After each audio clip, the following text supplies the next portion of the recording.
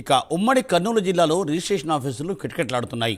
రేపటి నుండి భూముల రిజిస్ట్రేషన్ ఛార్జీలు పెరగడంతో కార్యాలయాలన్నీ రద్దీగా మారాయి.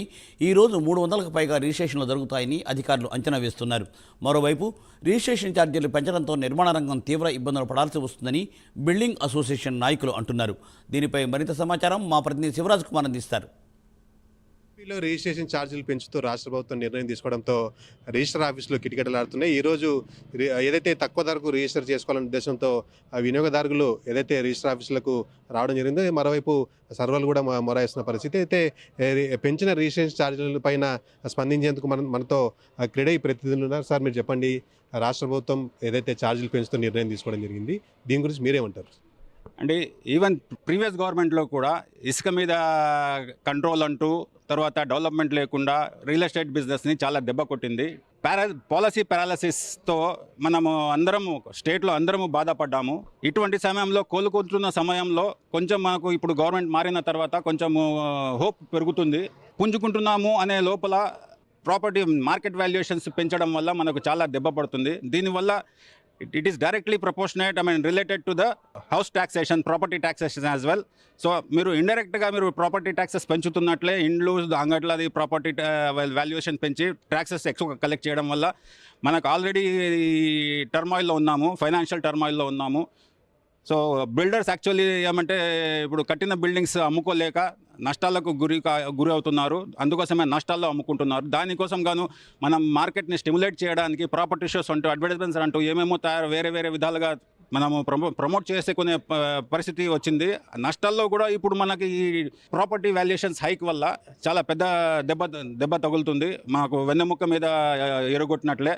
సో దయచేసి ఈ ప్రపోజల్ని రోల్ బ్యాక్ చేసుకుని కొన్ని రోజుల వరకు ఆపుకుంటే బాగుంటుంది. మనం మార్కెట్ పుంజుకునేంత వరకు దీనికి ఆపుకుంటే అందరికీ శ్రేయస్కరం అని మనవి చేసుకుంటున్నాను. ధన్యవాదాలు. సార్, మీరు చెప్పండి సార్, ముఖ్యంగా ఏదైతే ఛార్జీలు పెరగడంతో ఇటు బిల్డర్స్ కావచ్చు, వినియోగదారులు ఇబ్బంది పడే అవకాశం ఉందని చెప్తున్నారు, మీరేమంటారు? ఈ రియల్ ఎస్టేట్ రంగం పైన గత 3 సంవత్సరాల నుంచి మన కర్నూలు నగరంలో పూర్తి మందే కూడిపోయింది. దీనికి గత ప్రభుత్వం కొంత కారణం అయితే ఈరోజు ఈ ప్రభుత్వం కూడా ఈ వాల్యుయేషన్లు పెంచి సన్నకారి మధ్యతరగతి కుటుంబాలకి ఒక సెంటు భూమి కొనాలన్నా ప్రైవేటు భూములు కొనాలంటే కూడా కొనే విధి లేదు. ఎందుకంటే ఈ స్టాంప్ డ్యూటీ రిజిస్ట్రేషన్ పెంచిన కనుక ఈ వాల్యుయేషన్ పెంచిన దానిలో ప్రభుత్వానికి మేలు జరుగుతుంది, అదేవిధంగా కార్పొరేట్ కంపెనీలకు మేలు జరుగుతుంది. కార్పొరేట్ కంపెనీలకు ఏ విధంగా మేలు జరుగుతుందంటే ఈ వాల్యుయేషన్లతో వాళ్ళు లోన్ తీసుకుపోయి 100 కోట్లు లోన్లు తీసుకొని వాళ్ళు బాగుపడతారే తప్ప సామాన్య ప్రజలు లోన్ పోయే పరిస్థితి లేదు.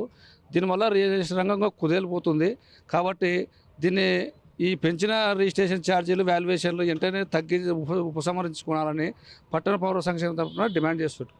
సార్, మీరు చెప్పండి, ముఖ్యంగా వినియోగదారులకు ఎలాంటి ఇబ్బంది కలగబోతుంది రిజిస్ట్రేషన్ ఛార్జీల వల్ల? రిజిస్ట్రేషన్ ఛార్జీలు పెంచడం వల్ల గోడ దెబ్బ చెంప దెబ్బ అనే చందంగా తయారవుతుంది. ఎందుకంటే గత ప్రభుత్వము అద్దె విలువపై వేసే పన్ను విధానాన్ని ఆస్తి విలువకు మార్చింది. అంటే రిజిస్ట్రేషన్ ఛార్జీలు పెరిగినప్పుడల్లా ఇంటి పన్నులు పెరుగుతాయి. అంటే ఇది 2 రకాలుగా ప్రజలకు నష్టం. అలాగే నిర్మాణ రంగము, అట్లాగే రియల్ ఎస్టేటు, ఇవన్నీ కూడా సంక్షోభంలో కూరుకుపోయినాయి. ప్రజల కొనుగోలు శక్తి పెరగడం లేదు. ఇలాంటి పరిస్థితుల్లో ప్రజలకు సొంత ఇంటి కళను దూరం చేయడానికి ఉపయోగపడుతుంది తప్ప రాష్ట్ర అభివృద్ధికి ఉపయోగపడదు. నిరుద్యోగ సమస్య పెరుగుతుంది. ఒక్క మాటలో చెప్పాలంటే ప్రభుత్వమే నిరుద్యోగ సమస్య పెరిగినట్లు చేస్తూ ఉంది. ఈ రాష్ట్రంలో, దేశంలో వ్యవసాయ రంగం తర్వాత ఎక్కువ మందికి ఉపాధి కల్పించేది నిర్మాణ రంగం. నువ్వు ఈ రకంగా రిజిస్ట్రేషన్ ఛార్జీలు పెరిగితే ఇక నిర్మాణ రంగం కూడా ఇప్పుడే సంక్షోభంలో ఉంది, ఇంకా సంక్షోభంలో పడేసి ఉపాధిని కూడా దెబ్బతీస్తూ ఉన్నారు. రాష్ట్ర కేంద్ర ప్రభుత్వాలకు ఆదాయం కూడా తగ్గుతుంది. కాబట్టి రాష్ట్ర ప్రభుత్వం వెంటనే స్పందించాలని చెప్పి పట్టణ పౌర సంక్షేమ సంఘంగా నేను కోరుతా ఉన్నాను.